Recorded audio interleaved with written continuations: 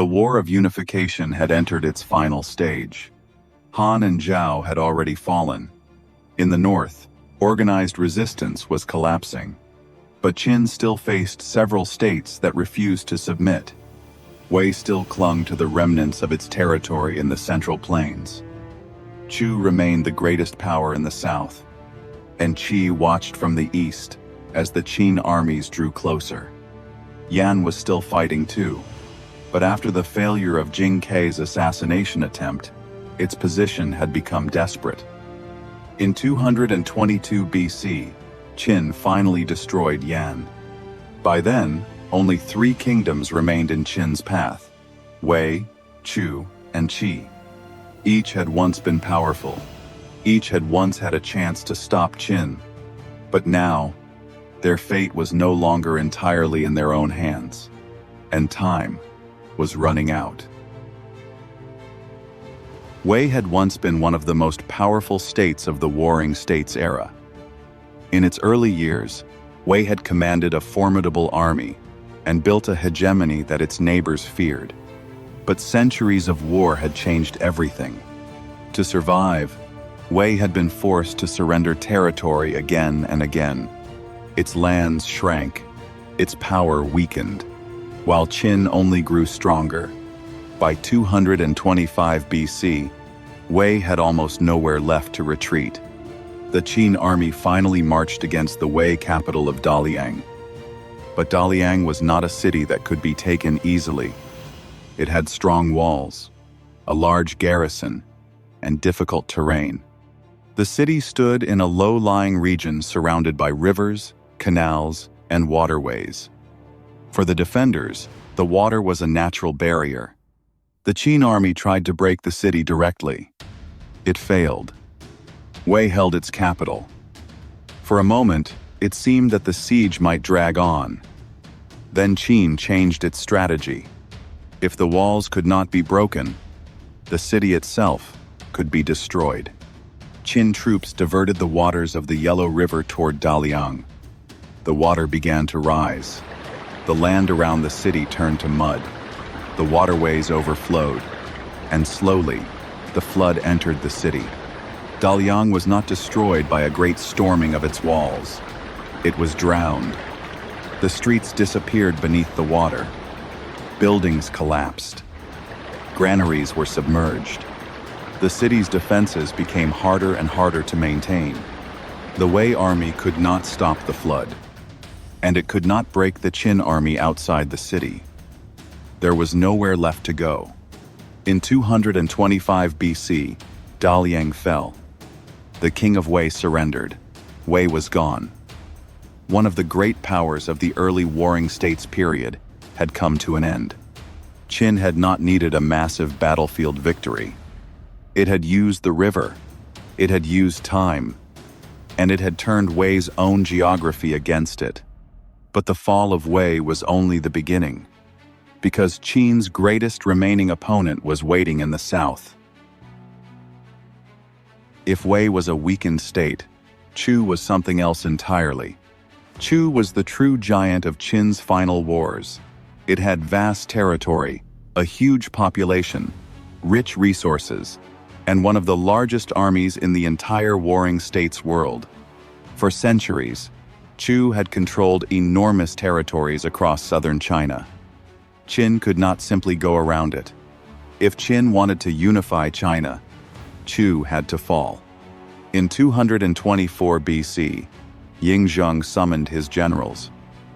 He asked a simple question: how many men will it take to conquer Chu? The young Qin general Li Xin gave a bold answer: 200,000. Then Ying Zheng asked the veteran general Wang Jian. His answer was completely different: 600,000. 3 times as many. Ying Zheng thought Wang Jian was being too cautious.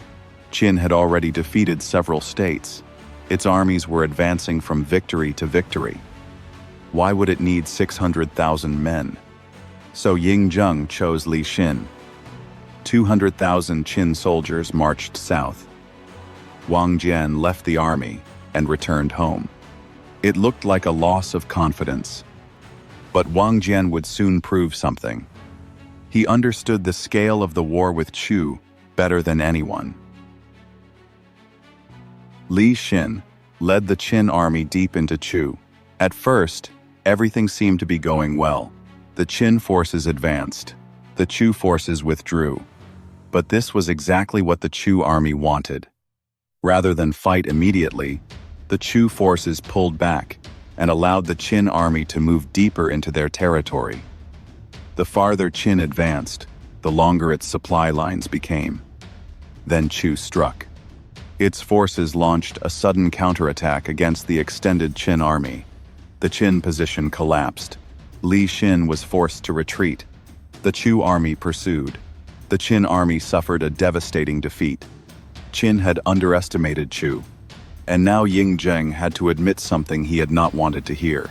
Wang Jian had been right.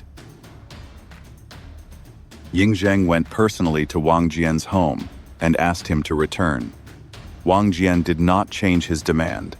He still wanted 600,000 men. This time, Ying Zheng agreed. But what did 600,000 actually mean? It was nearly the whole of Qin's military strength. Men were mobilized across the state. Granaries were opened. Supply roads stretched south. Keeping the army moving required hundreds of thousands more.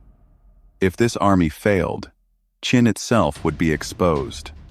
Wang Jian had already seen what happened when Qin underestimated Chu. He knew Chu was too large to defeat with a small army.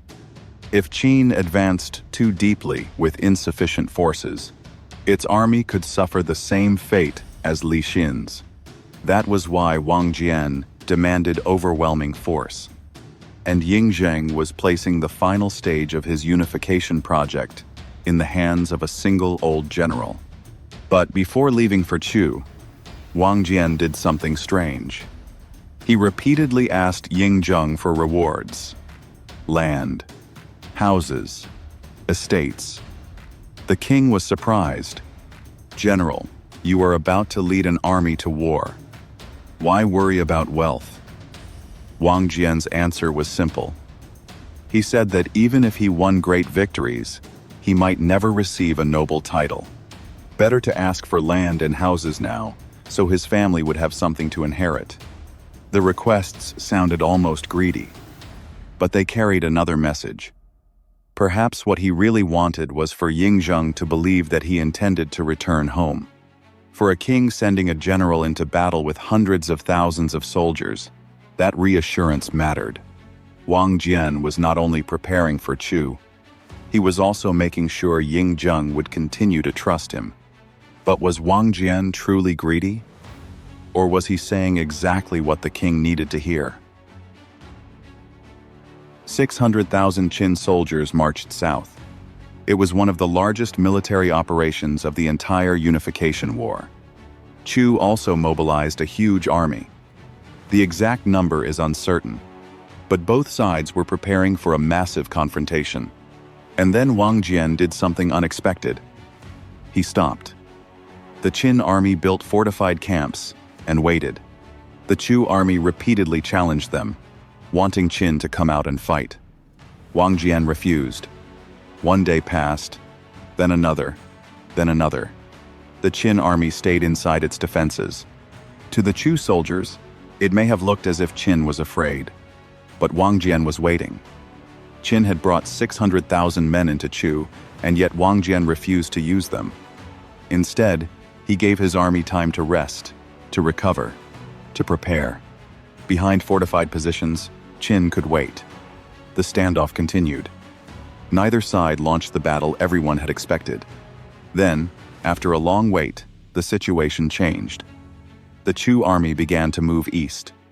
This was the moment Wang Jian had been waiting for. For weeks, or perhaps longer, he had refused to attack. Now the Chu army was moving, and Qin finally moved with it.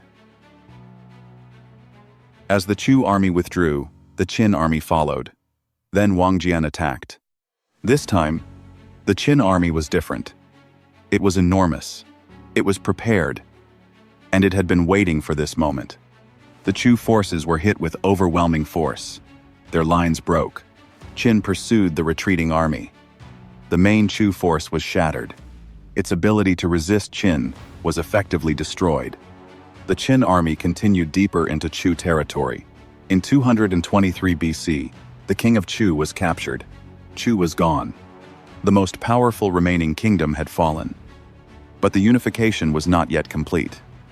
As we saw in the previous episode, Yan too was destroyed the following year. And with it, Qin had won the last great war of the unification. Only one kingdom remained, Qi. Qi had taken a very different path. It had not fought to the death like Zhao.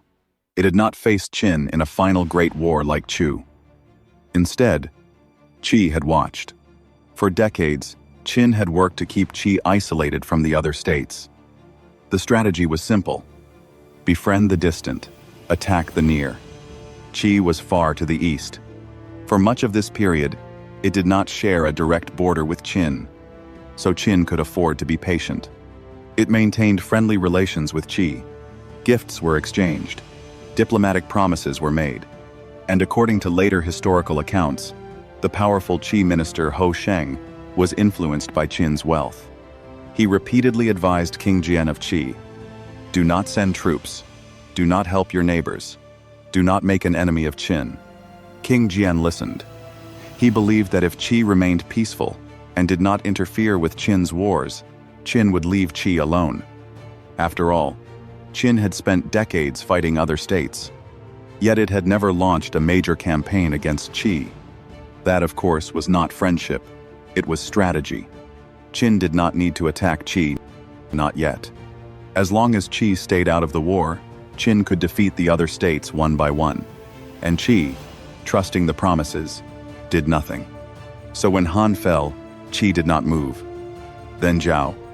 Then Wei. Yan. Chu. Only at the end did the truth become clear. Qi had not been Qin's friend. It had been Qin's last target. By the time King Jian realized this, there was no one left to help him. In 221 BC, Qin finally turned east. The Qin army entered Qi. King Jian did not organize a major resistance. He surrendered. The Qin army entered Linzi. The last of the 6 states had fallen. There was no great battle, just surrender. And with that, the Warring States era came to an end. What disappeared in that moment was not simply 6 kingdoms. It was an entire world. For centuries, people had lived under different kings. They had their own laws, their own armies, their own histories. Now, those kingdoms were gone. In their place stood a single empire, but conquest was only the beginning. Ying Zheng now faced a harder question. How do you hold it all together? The kings were gone, but the people remained. They had not forgotten who they were. So Ying Zheng tried something far more difficult than conquest. He tried to turn 6 conquered kingdoms into one empire, one government, one law, one standard for everything. New roads would connect the empire. New institutions would govern it. And he gave himself a new title, the First Emperor. His ambition was no longer to conquer China. He had already done that. Now, he wanted to create something that would last forever. But history had another plan. Ying Zheng would die just 11 years later, and 4 years after his death, the Qin Empire would collapse. 15 years. That was all the dynasty would last. But 15 years was enough to change China. The empire disappeared. The idea behind it did not. A unified realm. A centralized state. A new model of rule that would shape Chinese history for the next 2,000 years. So was Qin a failure?